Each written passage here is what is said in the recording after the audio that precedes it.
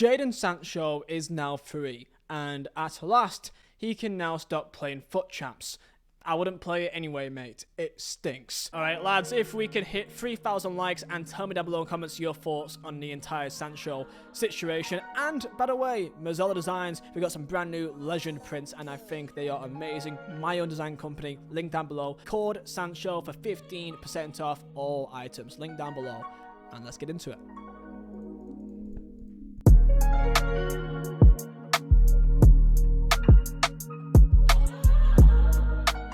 Question: how does one of the most exciting young players in European football end up spending 4 months in exile at his own club, at odds with the manager over a subpar training session and a social media post? How does that happen? I'll tell you. Manchester United. How does one of the most eagerly anticipated signings in recent football history, this was a saga that went over 2 years, how does this end up in a situation where he is changing in the academy dressing room with the door locked to comply with safeguarding guidelines? Manchester United. And lastly, how does the 4th most expensive player in Manchester United's club history end up having his meals delivered to him via Uber Eats? It's the United way, baby. He was banned from being part of the first team's club canteen. Now, I did a video a couple of months ago when it first came up saying that I thought Jadon Sancho was delusional. And to this day, I still think that this really should have been nipped in the butt a long time ago. This is ego. Ego of Erik ten Hag and ego of Jadon Sancho. This should have never happened. And it's a shame to not just the people involved, the players, the coaching staff, but the fans that had to experience this and yet again could be going through another cycle. The Manchester United cycle that I find, which you find a player, usually young with a lot of expectation, go to United, not really perform to already high astronomical expectations that really can't be reached in any dimension, and because they fail to reach expectations, they always end up leaving, and when they leave, it turns out they're actually a decent player, and they start doing good things again the second they leave Manchester United. And also, while you're at it, also throw in Anthony. He cost them about 72 million quid. Do you want me to show you his goal contributions this season? 21 appearances, some off bench, mostly starting, 0 goals, 0 assists. Maybe Sancho had a point. So really, as we all know, Jadon Sancho is just another name to put onto a list of players that completely collapse of expectation at Man United. But I absolutely guarantee you, of every single thing that I own, he will smash it at Dortmund. So, how did we get to the situation? You already know what's happened, but here's a quick little brief if you did forget. On September 3rd last year, Arsenal played against Man United, and what is crazy actually to think that Garnacho actually put United ahead to go on to be leading the game in like the 80th minute or so, and it was took off for slight VAR offside. He was offside, but only just. Mad to think that if that stayed, then none of this would have ever happened, but long behold it did. So, goal was ruled out, and Declan Rice scored in the 96th minute. Long behold, Gabriel Jesus made it 3-1, and United went on to lose the game. In the press conference straight afterwards, he was questioned about players missing. Scott McTominay, he missed a game, and Jadon Sancho. And in Sancho, he went a little bit further, saying that he didn't feel like he was reaching the standards required at Man United to be into the squad. If you want me to go specific on his performance in training, we didn't select him. You have to reach the level every day at Manchester United. Long behold, Sancho saw that and didn't like it, saying that Ten Hag's a liar. saying that anything about him not being up to standards is completely untrue, and he will no longer be a scapegoat, as he believes he has been for a long time. Now, this has happened before when a manager says something and there's a falling out with a player. Actually, if you watch quite a few podcasts, this happens almost daily. Like, this is a very common thing for players to have a disagreement with the manager, and very rarely are we aware of it. For example, one of the times that we were aware of it was back in All or Nothing Tottenham Hotspur, where Danny Rose went into the office of Jose Mourinho saying to him, "Yo, why am I not playing?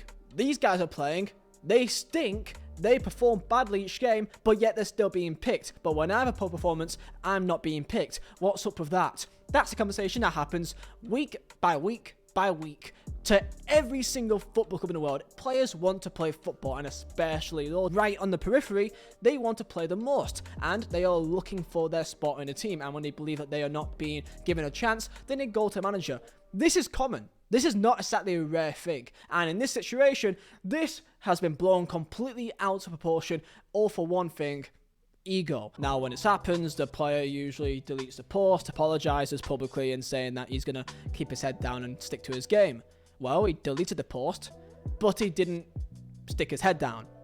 He actually made sure that he did not apologize and stood his ground. People will be saying, well, that's good for him. He should stand his ground if he believes that he's being treated wrongly. And hey, I'm not saying that's incorrect. However, if he just never did the post at all, there would never be pressure in the first place. Likewise, if Ten Hag just decided to not say anything, then nothing would have happened either. This is stupid.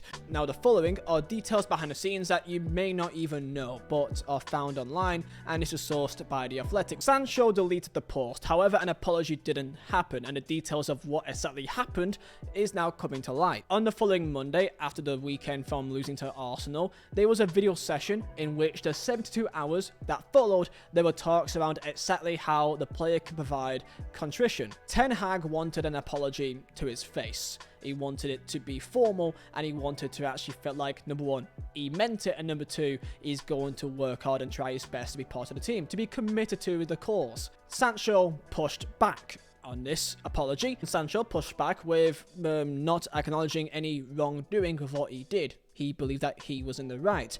This meant that all representatives, lawyers on both sides, was in a stalemate. According to them, there was no incentive for trying to make an example out of him. It was simply all meant to be kept private and behind closed doors. Despite that, they still was at a stalemate. According to reports, Sancho wanted to ask a simple question of, why does he think he's not been training good enough? Because Sancho believes that he simply was performing to standards and was performing well in training, hence why he was so frustrated. And Ten Hag did what he had to do and show examples. So on that following Monday, he showed Sancho a ton of videos, 3 videos of training, to explain why he felt the player's output had been insufficient. This was United's final session before the 3-1 defeat to Arsenal, in which Sancho was asked to replicate the opposition style against the starting 11 Ten Hag had selected. As usual, under this Man United manager, those on the bench or not selected at all were obliged to mimic what Ten Hag's team would be facing in a practice game. Sancho knew that he would not be starting against Arsenal. In Ten Hag's eyes, he had his head drop. He wasn't committed.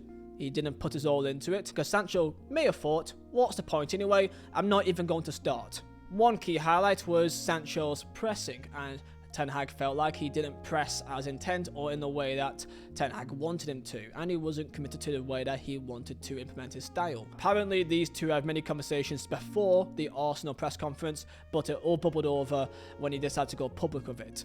Ten Hag made the choice to go public with this. Again, even though you could say that, oh look, Sancho could have just apologized, but people would say, yo look, Ten Hag could have just said nothing anyway and kept it private like most managers do. And that is something completely fair to say. However, in this scenario, the manager is the person in control, is the person with the authority. He can do whatever he likes, and it's your choice to agree with him or not. In the previous year, we all knew had some mental health issues, and that is such a tough thing to deal with here, because you can also understand that he needs support, he needs to feel loved, He needs to feel like he's part of something. He needs to feel like he's appreciated. And if he's not felt that, he's not being given that love and that kind of feeling of a team, warmth of, you are the man, you are the main man, I believe in you. Belief is so key. So if Sancho thinks that he's not even going to start no matter what he does, which, by the way, I don't think that's a good mindset to have, but that is just the way that he's feeling. It's public that Sancho has had these battles with his mental state, and I believe that he needs that feeling of belief and passion from a manager to believe in him. If he doesn't have that belief, then he won't be committed as a manager. And that's the way that I read it. So ever since this conversation back in September, it's been very sad for Sancho in reality. Ten Hag's position has not softened, neither has Sancho's. And what's happened for the last 3 to 4 months is that Sancho, instead of training with a first team squad, he's been doing daily work by himself with his own personal trainer or with the academy players. Sancho is not allowed in or to use any of the first team facilities. His food was brought to him in a lunchbox. Like, it's just like so petty. It's so petty, man. Many more things have been said about Sancho ever since, and about his punctuality. Apparently, he's not pretty good at timekeeping. He sometimes is late for training or late for meetings, and that's something that is brought up a lot in the media, which of course could be valid, I guess. I could go on even further, but I think you get the idea now. So Sancho is now back in the Bundesliga. He's now playing for Borussia Dortmund, and I have absolutely no doubt in my mind that he's going to absolutely rip up the Bundesliga like what he did 3-4 years ago. But it is a real shame that we went through 2 sagas, or 2 years of one gigantic saga of Man United, knowing full well for 2 years that they were going to get Sancho, and when they got him in, they didn't really know where to really play him, or what his best role was, or the players around him that would bring the best out of him. I think that it's a shame on both sides, because I feel like Sancho to United was really hyped up, was really a big moment for United fans, and for it to end in this way, I say end, it's a loan, but let's be honest, as long as Ten Hag is there, he's not playing any football, I can't really see any way that happens, then this saga will probably end up to Sancho doing well in Dortmund and then being bought by Dortmund in the summer. That's probably going to happen for a cut fee, by the way. So yeah, tell me your thoughts down below on Jadon Sancho. How do you think he'll do in Dortmund? And do you think that he is still in the right to rank? Now, for me, I did say that Sancho is delusional back a couple of months ago. In my opinion, if the only thing that gets in the way of you and playing football is simply apologising and moving on, for me, that's what I would do. Just stick up for himself, and I get that. But when you are in a situation like he is at, a very privileged situation, playing for one of the biggest clubs in the world, one of the most high-demand clubs in the world, I just think it's a bad look. I just think it is. And if the only thing you need to do is just simply apologise and it's done, I just think it's not worth it. But hey, he's gone now, it's over, and now we can move on. And everyone can move on. So we'll see what happens. So I wish him best of luck, and tell me your thoughts down below. See ya.